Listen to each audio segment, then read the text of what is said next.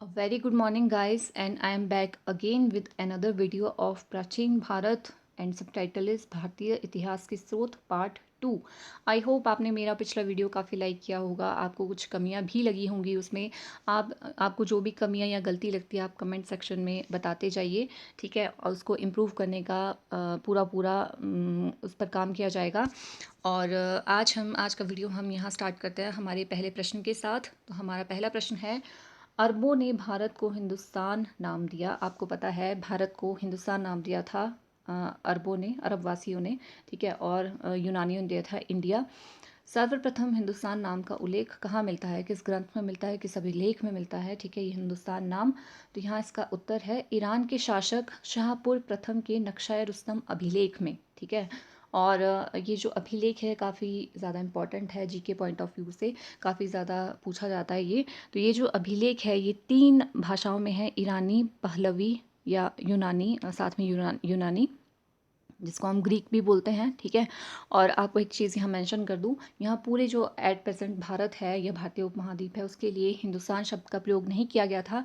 जो अरब वासी हैं वो भारत की पश्चिमी दिशा की ओर से आते हैं, ठीक है, तो पश्चिम उत्तर पश्चिम बोल सकते हैं हम। तो जो उत्तर पश्चिम की मेन नदी है वो सिंधु नदी है, ठीक है, तो सिंधु नदी का जो क्षेत्र है उसके लिए इन्होंने हिंदुस्तान शब्द का प्रयोग किया है। तो ये सर्वप्रथम हमें कहाँ मिलता है, ईरान के शासक शाह प्रथम के नक्शा रुस्तम अभिलेख में, ठीक है। सेकंड क्वेश्चन है हमारा, वेदों की रचना आर्यों द्वारा मानी जाती है, उसके संकलनकर्ता कौन है, ठीक है। This is also very important question. कई बच्चे, कई जो हिस्ट्री पढ़ते हैं बिगिनर्स, ठीक है, उनके लिए ऐसा वो ऐसा सोचते हैं कि जो वेद हैं, ठीक है, हमारे जो 4 वेद हैं उनकी रचना जो है वो आर्यों द्वारा की गई है। या कई बच्चे ऐसा सोचते हैं कि उनके जो महर्षि वेद व्यास हैं, विश्वामित्र हैं, ठीक है, वशिष्ठ हैं, तो उन्होंने उसकी रचना की है, ठीक है, पर रचना जो है मानी जाती है आर्यों द्वारा। और उनकी उन वेदों के संकलनकर्ता जो हैं वो ये जो हमारे महर्षि हैं ये थे, ठीक है। तो यहाँ प्रश्न है, वेदों की रचना आर्यों द्वारा मानी जाती है, उसके संकलनकर्ता कौन है, ठीक है।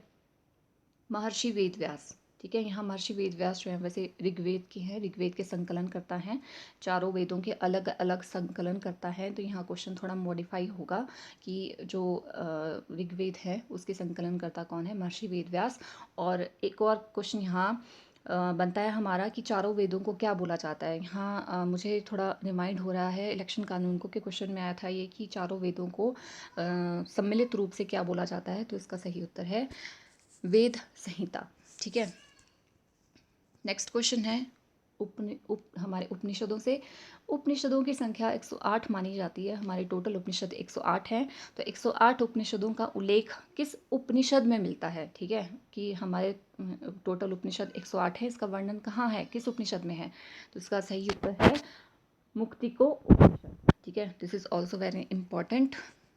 नेक्स्ट है, सबसे बड़ा उपनिषद कौन सा है, ठीक है, सबसे बड़ा पूछा जाता है, सबसे छोटा पूछा जाता है, ठीक है। तो सबसे बड़ा है बृहदारण्यक उपनिषद, ठीक है, और सबसे छोटा उपनिषद कौन सा है, मांडूक्य उपनिषद, ठीक है, आप इसको लर्न कर लेंगे। उपनिषद से रिलेटेड एक आगे एक बहुत ही इंपॉर्टेंट क्वेश्चन है मेरे पॉइंट ऑफ व्यू से, शाहजहां के पुत्र दारा शिकोह ने कितने उपनिषदों का फारसी में अनुवाद किया, ठीक है। तो उन्होंने किया था 52 का।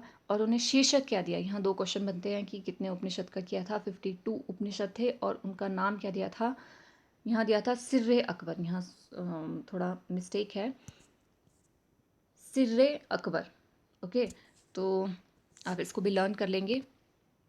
अब आते हैं वेदांग, ठीक है, वेदांगों की संख्या कितनी है। वेदांग जो हमारे 4 वेद हैं, ठीक है, ऋग्वेद, यजुर्वेद, अथर्ववेद, सामवेद, ठीक है, उसके वेदांग है। वेदांग क्यों ज़रूरी है मैं आपको यहाँ मेंशन करना चाहूँगी। जो वेदांगों में यज्ञ करने हेतु जो श्लोक होते हैं, जो मंत्र होते हैं, उनको उच्चारण करने के लिए वेदांगों की ज़रूरत पड़ती है, ठीक है। तो यहाँ जो वेदांग हैं उनकी संख्या कितनी है, 6 है, ठीक है। तो वेदांग कौन कौन से हैं, जो छोटे टेस्ट है आमतौर पे उन पे ये आता है कि वेदांगों की संख्या कितनी है। तो वेदांगों की संख्या कितनी है, 6। शिक्षा, छंद, निरुक्त, कल्प, ज्योतिष और व्याकरण। और यहाँ मैं एक और चीज़ बताना चाहूँगी, जो शिक्षा है उसका अर्थ है नासिका लिया गया है वेदों में, छंद जो है उसका अर्थ लिया गया है पैर। निरुक्त, ठीक है, यहाँ जो निरुक्त है उसका अर्थ लिया गया है यहाँ कान। और कल्प, ठीक है, जो कल्प है उसका अर्थ लिया गया है यहाँ हाथ। ज्योतिष का अर्थ लिया गया है आंखें। और व्याकरण का अर्थ लिया गया है यहाँ मुख, ठीक है। तो जो हमारी नासिका, पैर, कान, हाथ, आंखें और मुख, ठीक है, जिन्हें 6 अंग भी कहा गया है, ये हमारे मंत्रोच्चारण में यज्ञ को पूरा करवाने में काफ़ी ज़्यादा महत्वपूर्ण भूमिका निभाती हैं। दैट्स वाई इनको वेदांग बोला गया है, ठीक है। इनके बिना जो है वेदों के मंत्रों का कोई मतलब नहीं है। तो नेक्स्ट क्वेश्चन है हमारा, भारतवर्ष का नाम सर्वप्रथम किस अभिलेख में मिलता है, ठीक है। यूजुअली ये नॉर्मली क्वेश्चन पूछा जाता है डायरेक्टली कि भारतवर्ष का नाम का उल्लेख कहाँ मिलता है, बट यहाँ मैं आपको एक और चीज़ बताने जा रही हूँ। सबसे पहले नाम मिलता है यहाँ हाथी गुफा अभिलेख में, ठीक है। नंबर 1 पॉइंट, हाथी गुफा अभिलेख वेरी इंपॉर्टेंट। हिस्ट्री में पूछा जाता है कि हाथी गुफा अभिलेख किस राजा का है।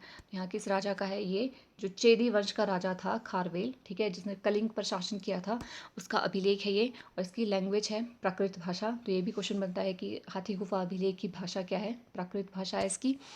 और आपको एक बहुत इंपॉर्टेंट चीज़ बताऊँ, इसका इस अभिलेख में भारतवर्ष नाम नहीं था, ठीक है। इसका मूल रूप से नाम था भरधवस, ठीक है। उसको बाद में मॉडिफाई करके हमारे जो इतिहासकार थे उन्होंने कहा कि ये भारतवर्ष नाम इस पर मेंशन किया गया सर्वप्रथम हाथी गुफा अभिलेख में, ठीक है। This is very important. आगे जाके आगे नेक्स्ट वीडियोस में मैं आपको बताऊंगी हाथी गुफा अभिलेख के बारे में भी। हाथी गुफा अभिलेख काफ़ी कई कारणों से काफ़ी इंपॉर्टेंट है, ठीक है। तो आप याद रखेंगे हाथी गुफा अभिलेख चेदी वंश का जो राजा था खारवेल, ठीक है, उसका अभिलेख था और ये प्राकृत भाषा में था, ठीक है। अब आते हैं पुराण। पुराणों की संख्या कितनी है, 18, ठीक है। मेन रूप से 18 पुराण हैं हमारे। कई इतिहासकार मानते हैं, कई 12 मानते हैं, कई 13 मानते हैं, कई 9 मानते हैं, बट जो सर्वमान्य संख्या है हमारी वो 18 है, ठीक है। तो यहाँ बोला गया है कि पुराणों की रचना किसके द्वारा मानी जाती है, लोमहर्ष, ऋषि लोमहर्ष थे या उनके पुत्र उग्र श्रवा द्वारा, ठीक है। यहाँ या शब्द का प्रयोग किया गया है, लोमहर्ष या उनके पुत्र उग्र श्रवा द्वारा। नेक्स्ट है सबसे प्राचीनतम पुराण, ठीक है। प्राचीनतम पुराण है मत्स्य पुराण। 18 पुराण है, सबसे प्राचीनतम आएगा इसमें। और मत्स्य पुराण जो प्रमाणिक माना जाता है सबसे, मत्स्य पुराण है।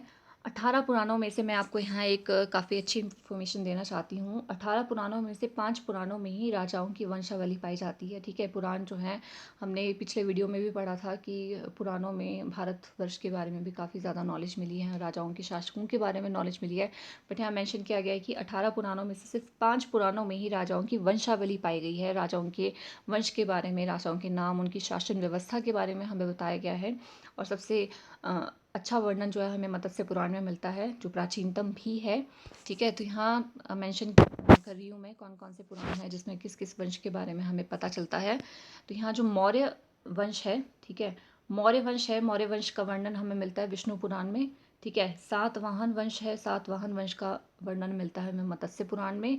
और जो गुप्त वंश है, गुप्त वंश का वर्णन मिलता है हमें वायु पुराण में, ठीक है। आपको एग्जाम में क्वेश्चन आ सकता है क्वेश्चन कि मत्स्य पुराण में किस वंश का, किस राजा का वंशावली का हमें पता चलता है। तो ये यहाँ आएगा सातवाहन वंश।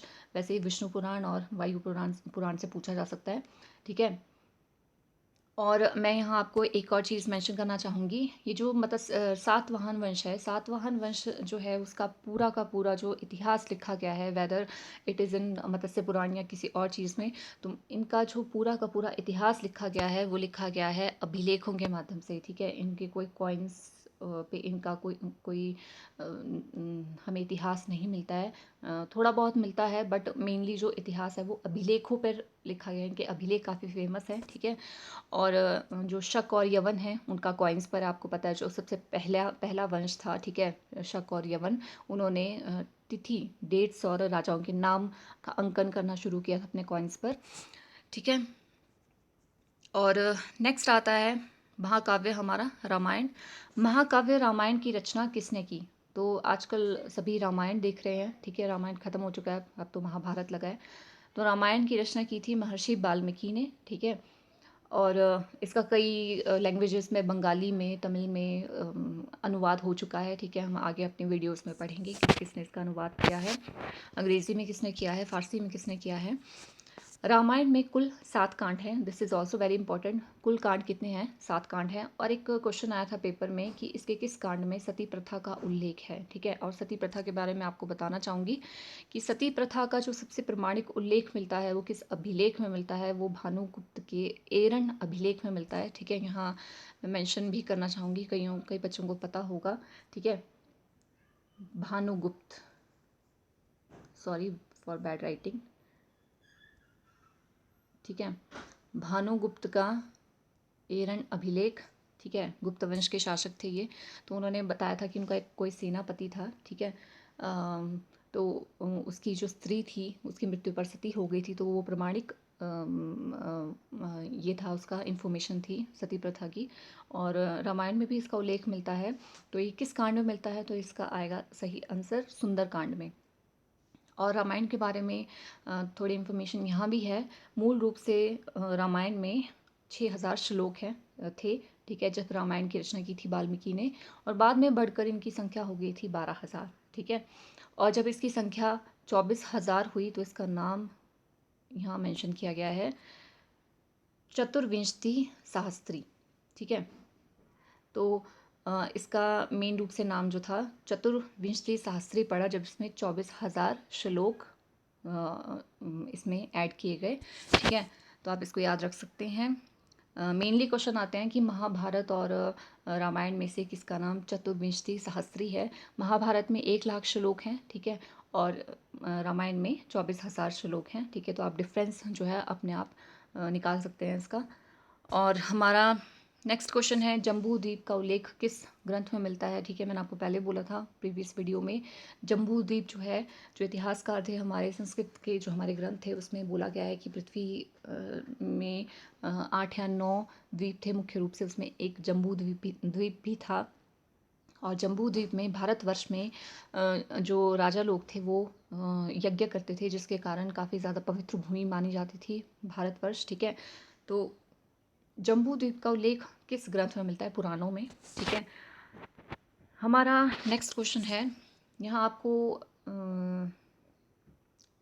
धर्मसूत्र, भाष्य, स्मृति, ठीक है, स्मृतियाँ आपने पढ़ी होंगी, मनुस्मृति, ठीक है, नारद स्मृति, निबंध, इन सबको सम्मिलित रूप से, जैसे वेदों को सम्मिलित रूप से वेद संहिता कहा जाता है, इनको सम्मिलित रूप से, ठीक है, इनको सम्मिलित रूप से क्या कहा जाता है? धर्मशास्त्र। ठीक है, सम्मिलित रूप से क्या बोला जाता है? धर्मशास्त्र। स्मृतियाँ, ठीक है, अब हम स्मृतियों पर आते हैं। स्मृतियों में मनुस्मृति, नारद स्मृति, पराशर स्मृति, याज्ञवल्क्य स्मृति, कात्यायन स्मृति, देवल स्मृति और बृहस्पति स्मृति प्रमुख हैं। मैंने प्रमुख स्मृतियाँ यहाँ मेंशन की हैं।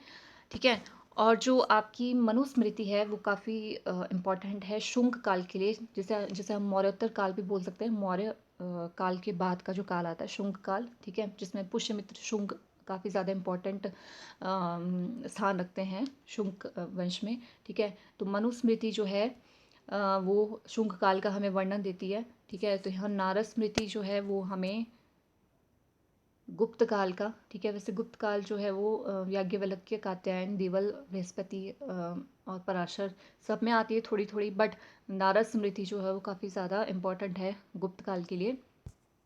और